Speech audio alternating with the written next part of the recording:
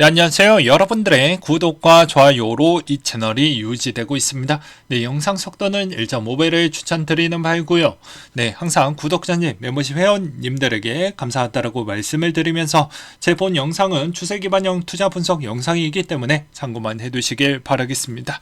네, 이번에는 트론 이야기를 좀 해보려고 하는데요. 트론 요즘 분위기가 나쁘지 않고 있습니다. 그래서 이 이야기와 그리고 비트코인 관련 이슈사항 정리해 드리는 시간으로 한번 준비를 해 봤습니다. 그럼 트론이 왜 이렇게 잘 올라가고 있을까요? 해당 디파이 라마 자료에 따르면요, 이번에 TVL 총 예치금이 많이 모였다라는 건 여기에 따른 기대감과 활용도가 상당히 높다라는 걸 알 수가 있습니다. 그래서 또 보게 되면 활성 사용자 수도 상당히 많이 늘어났고요. 그리고 여기에서도 보게 되면 트론의 활성 사용자 수가 229만 명, 그리고 바이낸스 스마트 체인 활성자 수가 127만 명, 이더리움 32만 명 정도를 기록을 했다라고 합니다. 되게 시장이 안 좋음에도 불구하고도 USDD에 있는 디패킹 현상으로 인해서 그 다음 트론이 재물이 될 것이다 이런 이야기까지도 나와 주었는데도 불구하고도 잘 버텨 주었다라는 점이 상당히 좀 의미가 있었다라고 볼 수가 있겠고요. 그 다음으로 또 보게 되면 아무래도 이제 트론도 앞으로의 의거한 이더리움의 대체 경쟁 구도에도 그 다음에 제2, 제3에 있는 경쟁 구도 안에는 순위권에 들어와야지 살아남을 수 있다라는 걸 알기 때문에 트론도 뭐가 됐던 간에 열심히 일을 해주고 있고, 그 다음에 마케팅의 황제에 따른 역할을 충분히 이겨주고 있기 때문에 잘 해주고 있기 때문에 이런 점은 상당히 좋은 평가를 내리고 싶습니다. 이제 또 반론에 따른 여지도 많이 나올 것 같은데요. 야, 디파이 부분과 이런 활성자 수가 이게 되게 자기적으로 만들어진 부분은 너 어떻게 설명할 거냐? 라고 이제 물어보실 수도 있겠죠. 그건 저는 코인 생태계 부분을 이때까지 지켜봐온 부분은 수치 부분이 조금 더 저는 중요하다고 봅니다. 거기에 논란의 여지는 두 번째라고 생각을 해요. 왜 그러냐? 저는 개발자 관점이 아니고 저는 돈을 벌기 위한 관점으로만 분석을 하기 때문에 그런 것까지 본다라고 하면 실질적으로 코인의 분석을 통해서 사볼 만한 가치는 비트코인 빼놓고는 건들 필요가 없다라고 저는 주장을 내비치고 싶습니다. 그러니 지금에 있는 그게 자기적인 그게 아니던 간에 약간의 그런 자기적인 행동이 있다라고 해도 그게 어느 정도 단기적으로 일시적으로 높아졌던 그런 패턴만 아니라고 한다면 전 나쁘진 않는 결과값이라고 생각을 하고 있습니다. 이건 또 다른 의견들도 존중을 해드리는 부분이 좀 될 것 같고요. 그리고 이제 최근 근황 소식을 보게 되면 소니와 파트너십도 맺었고, 블록체인 월렛 지원과 그리고 다양한 또 기술 발전과 네트워크 확장에 힘을 쓰고 있고요. 그리고 또한 잘 모르시는 분들이 계실까봐 이제 ICO에서 초기 분배가 40% 분배됐고요. 이제 6개월마다 33.2%가 해제가 됐고, 팀 보상 비율로 4년간 매년 1억 트론이 해제가 되고, 슈퍼 노드 보상이라고 해서 매달 129만 6천 개 트론이 슈퍼 노드에 보상이 됩니다. 기부는 1억 트론이 재단에 기부가 되고, 생태계 보상으로 20%가 계정으로 이전이 돼서 생태계 발전에 사용이 된다라는 유통적 과정도 참고해 두시기 바라겠고요. 올해 초에는 이런 이야기도 있었습니다. 트론 법정 앞에 5개국 채택 전망에 야심찬 목표도 구상을 하고 있어요. 이거 목표를 높게 잡아 놓은 거라고 볼 수가 있겠죠. 그래도 이 목표가 잘 성립이 된다고 하면 트론에게도 나쁜 결과값은 나오진 않을 것으로 보여집니다. 물론 트론도 상당히 논란에 있는 코인 중에 하나이지만, 제가 다시 한번 말씀을 드리지만 저는 돈을 버는 관련적으로만 분석을 하는 것이지 이게 꼭 옳다 아니다 이런 관점은 우리에게 돈 버는 거에 장애물만 좀 된다라고 저는 설명을 드리고 싶습니다. 그런 것까지 다 따져가면서 만약에 투자를 한다고 하면 실질적으로 코인을 사야 되는 범위는 딱 한두 가지 또는 두세 가지 밖에 투자 못 한다라는 걸 또 말씀을 드리고, 그리고 여러분들이 생각하는 그런 드라마틱한 배수까지도 다 포기하셔야 됩니다. 그래서 이게 생각보다 고정관념에 따른 틀이라고 볼 수 있는데, 이 시장 자체가 워낙 좀 성장통이 크고요. 약간의 변수도 많기 때문에 그렇게 고지식하게 투자하면, 뭐 A라는 친구가 있다고 칩시다. 그 A라는 친구 자체가 되게 그런 거 모르고 투자를 했던 거와 이런 거 저런 거 다 따지고 투자를 했던 거, 물론 장단점이 분명히 존재를 하지만 여기서도 수익률은 그 A라는 친구가 훨씬 더 높을 수도 있어요. 그거에 따른 배아픔만 없다고 하면 자기의 주장하고 투자 성향에 맞게끔 하는 것도 나쁘진 않겠죠. 그래서 제가 이야기하는 바는 제 투자 성향인 이렇다라는 걸 다시 한번 말씀을 드리는 바입니다. 그 다음으로 이제 비트코인에 미치는 영향 중에 하나, 이제 미국의 신용등급 하향 경고하고 있는 신평사가 있는데요. CME, 그 다음에 피치, 무디스 정도가 될 것 같은데요. 이런 쪽에서도 이제 강력하게 이제 이야기가 나오고 있습니다. 이제 X데이트를 뽑아서 보게 되면 이건 다 리서치 보고서에 따라서 다 달라지는데요. 평균 추이를 보게 되면 6월 9일자 정도가 되면 이제 거의 바닥에 근접을 하기 때문에 이거 빨리 결정을 해 주어야 된다. 그러니까 이 말의 의미는 어떻게 또 해석을 해볼 수가 있냐면 다음과 같습니다. 비트코인에 있는 이 조정폭은 아직 끝나지 않았고 못해도 보름 6월 15일 때까지는 변동폭이 매우 커질 수가 있기 때문에 잘 대응을 좀 해보자 라고 저는 말씀을 드리고 싶고요. 최근에 나스닥 부분에 따른 움직임은 엔비디아에 따른 자금의 여력으로 인해서 전체적인 방어주 주식에 있는 비중이 섹터가 다 조정이 나왔고, 그 일부 자금이 그냥 빅테크 쪽으로 다 쏠렸다라고 볼 수 있습니다. 오히려 저도 여기서 한 템포 더 약간 조정을 좀 주고 이제 좀 식어갈 것 같은데, 어떻게 보면 엔비디아로 인해서 좀 더 많이 올라갔다. 그리고 제가 그런 이야기를 하기도 했었죠.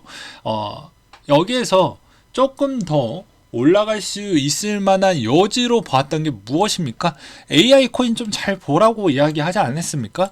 여기에서도 엔비디아가 어닝 서프라이즈 효과로 AI 코인도 강세를 보였다라고 되어져 있습니다. 신규를 랠리 티넷이라는 코인이 있었는데요. 이게 한때 19% 이상 급등을 또 보여주었다라고 합니다. 그렇기 때문에 이런 것도 잘 좀 성향을 보면서 따라가는 게 맞다라고 이야기했습니다. 이때까지 제가 경험치상 그리고 내공상 항상 지금은 이제 테마와 거의 유사하게 좀 같이 추정하는 반응성도 있기 때문에 이런 것도 같이 좀 보라고 미리미리 알려드리기도 했었죠. 그 다음으로 이제 테더 CTO가 디폴트 없을 것 같다. 가능성이 있는데 그렇게 크진 않을 것 같다. 왜냐면 이제 CTO 입장에서는 이제 아무래도 테더에 있는 생태계가 무너지면 안 되고, 그 다음에 대부분 자산이 미국 거 위주로 좀 되어져 있지 않습니까? 금에 대한 비중이 훨씬 더 많으면 상관이 없지만요. 그러니까 약간 팔은 안으로 굽는다라고 해서 테더를 좀 지키고자 하는 그런 좀 그냥 립 서비스를 하지 않았다라고 저는 생각을 하고 있고요. 그 다음에 두나무가 이번에 작년에 229억 원 기부를 좀 했다라고 합니다. 아무래도 이제 세금 신고 부분에서 이제 나왔던 내용이라고 볼 수가 있겠고요. 여기서도 이제 대부분 분위기는 야, 내 돈 내놔라 라고 이제 그런 내용들이 좀 많이 있었는데, 저는 객관적으로 보게 되면 두나무 쪽에서 나왔던 그 사업 자금의 이익률로 편취가 됐기 때문에 이거는 두나무가 어떻게 써도 상관없지만 도덕적인 부분을 좀 넣는 걸 저는 별로 좋아하지 않아요. 그럼에도 불구하고도 만약에 이게 우선순위를 뽑는다고 하면 투자자 관점으로 먼저 생태계 지원이나 이런 그런 걸 먼저 신경을 써야 되지 않았을까라고 생각을 하는데, 이게 또 법인에 따른 세금 공제 비율도 고려를 해야 되니까 저렇게 움직였다라고 저는 생각을 하고 있습니다. 네. 괜히 저거 해주는 게 아니에요. 다 이유가 있는 겁니다. 그 다음으로 이제 가산자산 해외 계좌 신고 팁, 이것도 매번 이야기를 했는데 왜 갖고 왔냐? 이런 내용들은 다 설명을 드렸습니다. 미신고했었을 때 과태료 받고 형사처벌 가능하고요. 50억 원 이상 형사처벌 가능합니다. 그 다음으로 이제 애매한 포지션이 있는데 저도 이거는 좀 공부가 필요할 것 같아요. 그거 좀 알려드리고자 이 내용을 한번 준비를 해보았는데 어떤 애매한 내용이냐면 첫 번째로는 내가 만약에 선물 투자하고 있었는데 5억 원을 잠깐 하루라도 넘겼다. 매달 말일 기준점으로 찍기 때문에 이게 약간 어려우실 수가 있어요. 말일이라고 했으니까 말일 기준점에 한 번이라도 안 넘기면 상관이 없겠다가 아니고 매달에 한 번이라도 넘기면 신고를 해야 되는 게 그냥 매기차인데 이게 좀 애매하다라고 이야기를 했던 게 만약에 이때까지 5억 원까지 찍다가 청산을 다 당했어요. 풀 레버리지를 해서 내가 지금 당장 신고를 해야 될까요? 하면 이건 좀 애매할 것 같은데 기존에 있었던 세무 형태를 본다라고 하면 웬만하면 신고를 하는 게 맞습니다. 돈이 있던 없던 간에 종소세도 대충 계산을 때려보면 내가 내 관점으로 계산했었을 때 낼 게 없지만 항상 신고는 꼭 해야 제3자가 알 수가 있잖아요. 뭐 세무 공무원이나 국세청 관계자가 제3자이니까요. 그래서 내 상황을 잘 모르니 신고를 해야 된다라는 건 맞을 것 같긴 합니다.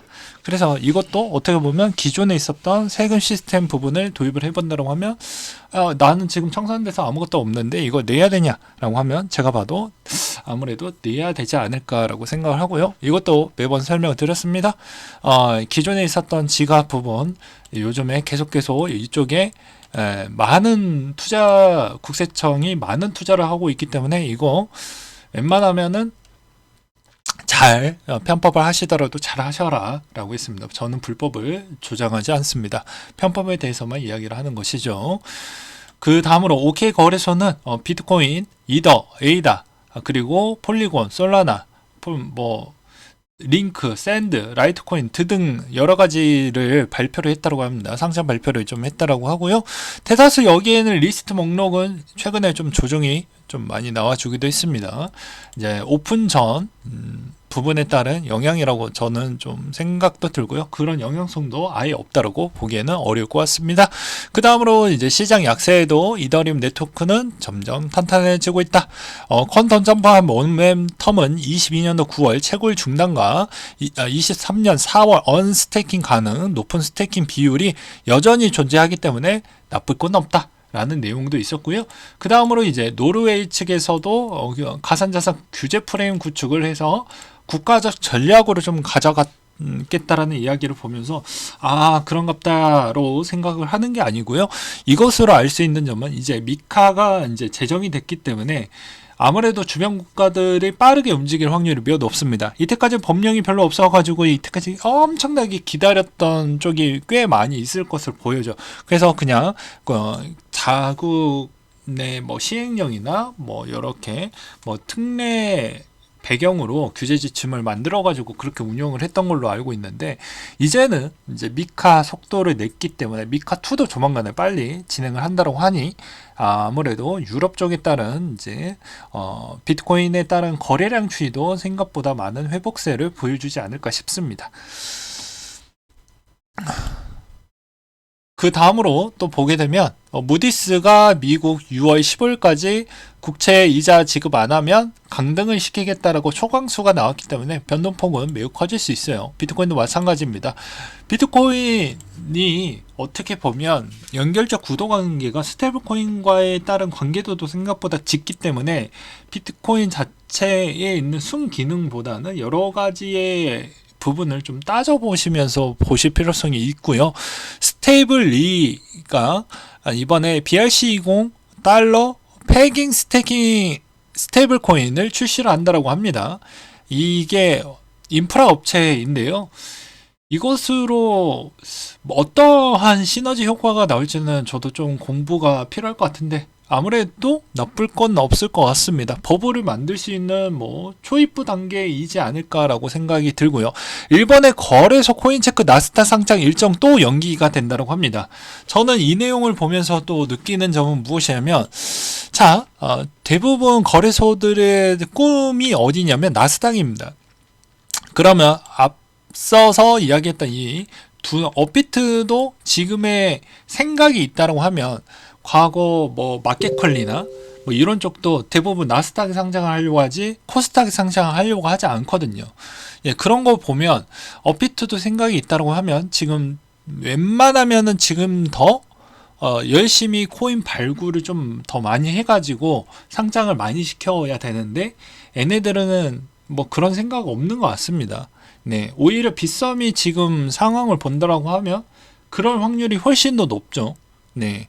그래서 이런 거 보면 코인체크에 이런 상장 일정 본다라고 하면 아마도 업비트도 저런 구도로 갈 것 같은데 만약에 업비트가 그 속도를 낸다라고 하면 최대한 알트코인들을 좀 많이 상장을 시켜야 수익성이나 보존성이나 그런 가치평가 비중도 상당히 높게 가져갈 수 있을 것 같습니다. 그리고 거래소가 많이 상장될수록 이제 나스닥과 뗄래야 뗄 수 없는 관계도가 더 흘러갈 것이고요. 그 다음에 뭐 크라켄이나 이런 쪽도 마찬가지입니다. 이미 계속 준비 중이 있기 때문에 그런 것까지를 고려한다고 하면 더 주식에 밀접한 관계도가 계속 높아진다고 보는 게 더 바람직하겠죠.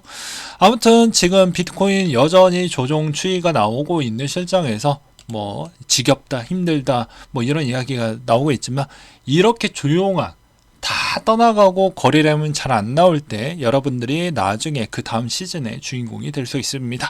저는 그냥 희망 회로를 돌리는 게 아니죠. 저는 제 돈을 제가 지키는 부분이고 이런 미래의 부분에 따른 투자 성향에 이제 베팅을 하는 부분이니까 되게 객관적으로 또 투자를 하려고 하는 사람 중에 한 명입니다. 물론 이제 또 누군가는 야 네가 뭐 어떻게 객관적이냐라고 비판하실 수는 있어요. 그거 매우 공감하고 또 동의하는 바입니다. 예, 사람마다 이 객관적이다라는 게 누군가한테는 주관적으로 들릴 수도 있기 때문이죠. 그렇지만 한쪽으로 편중되어져 있는 사상을 갖고 있지는 않는다라는 겁니다. 뭐 내가 비트코인을 투자할 때 여러분들한테 이야기할 때 어떻게 이야기합니까? 장점에 따른 이야기만 하진 않죠. 예, 장점만 이야기하는 건 사기꾼 새끼들인 겁니다. 장점과 단점 그리고 그것을 다 공부를 했었을 때 나에 대한 생각 그리고 여러분들에 대한 다른 생각 어떻게 생각을 하냐 이렇게 이야기를 하는 거죠. 그리고 결과론적으로는 우리가 이런 시장에 계속 머물고 있는 게 무엇입니까? 어차피 우리의 자산에 있는 증대를 노리고자 해서 이 시장에 머물고 있는 거잖아요. 그래서 여기에서도 돈이 될 만한 거에 접근을 하는 게 좋습니다. 그래서 저번에도 계속 이야기를 했지만 앞으로에 있는 여기에서 이제 2, 3년 더 흘러가게 되면 누군가는 레이어 1에서도 뭐 항상 마케팅과 힘으로만 겉으로 보여주었던 게 다 허물이 벗어 던져지는 기간으로 흘러가게 됩니다. 무슨 말이냐면 과거에 뭐 저는 뭐 이오스를 싫어하는 거 아닙니다. 그냥 이오스가 이때까지 해왔던 패턴에 있었을 때 좀 아쉬운 점이 이제 오히려 제살 깎아먹기 형태로 가다 보니까 이렇게 이제 다른 코인들 대비보다 가치 평가액이 상당히 많이 도태됐다라고 볼 수가 있겠죠. 그러니까 그런 형태를 보게 되면 시간이 어차피 답을 찾게 되고요. 마찬가지로 이번에 트론 형태도 본다라고 하면 온갖 문제 덩어리라고 이야기를 했지만 결과론적으로는 이 크립토 시장에 있는 생태계 구도를 보았을 때는 살아남는 야생처럼 살아남고 끈질기게 문제없이 잘 해결을 하고 그 다음에 어그로를 머스크 형처럼 잘 끄집어내면서 어떻게 해서든 코인을 지켜주려고 하는 애가 있는 반면 또 다른 특정 코인 같은 경우에는 계속 팔아 제끼기만 하고 어떻게 보면 자신에 있는 그런 초기 벤처 투자해놨던 인베스트먼트 애들만 챙겨주고 코인을 들고 있는 애들한테는 그냥 애매한 포지션으로 현란한 현올림을 통해 가지고 이렇게 희망만 돌리는 그런 특정 코인들도 있기도 합니다. 그러니 그런 거를 잘 색출하고 구별하면서 가져가 볼 필요성이 있어요. 그래서 포트폴리오도 중요하다고 했죠. 내가 그런 거 잘 모른다고 하면 뭐라고 했습니까? 그냥 뿌려 두셔라. 뭐 올해 중에 가장 괜찮은 트렌드가 뭐냐? 딱딱 집어갖고 그냥 크게 욕심만 안 내면 됩니다. 욕심 제어만 잘 해주신다고 하면 크게 문제되지 않습니다. 그냥 내가 한 100만 원 정도 또는 뭐 200만 원 정도 수익만 내도 감사하다라고 접근을 해놓고 막상 1000만 원 정도 들어오면 땡큐인 거죠. 근데 초기 때부터 일단 야, 나 이거 투자해놓고 1억을 먼저 베팅을 해볼래. 이렇게 하면은 내 마음에 있는 욕심이 점점 커지게 됩니다. 그러면 실수가 많이 나올 수가 있기 때문에 초반에 이 씨앗 뿌리기는 그냥 새싹 정도로만 해놓고 그 새싹에 있는 자금이 계속 모이다 보면은 언젠가는 꽃도 피게 되어져 있으니 그런 형태로 투자도 건강하게 좀 하시는 걸 추천을 드리는 바이고요. 이런 내용을 계속 언급을 드리는 이유는 건강한 투자 쪽으로 계속 여러분들을 좀 유도하고자 해서 이런 이야기를 하는 거지, 괜히 저도 싫은 이야기 해봐야 구독자 수 많이 떨어지고 별로 좋지 않습니다. 네. 그래서 그런 점도 더 그렇게 이해를 해 주시면서 같이 열심히 투자를 해보자고요. 네, 이상으로 마치도록 하겠습니다.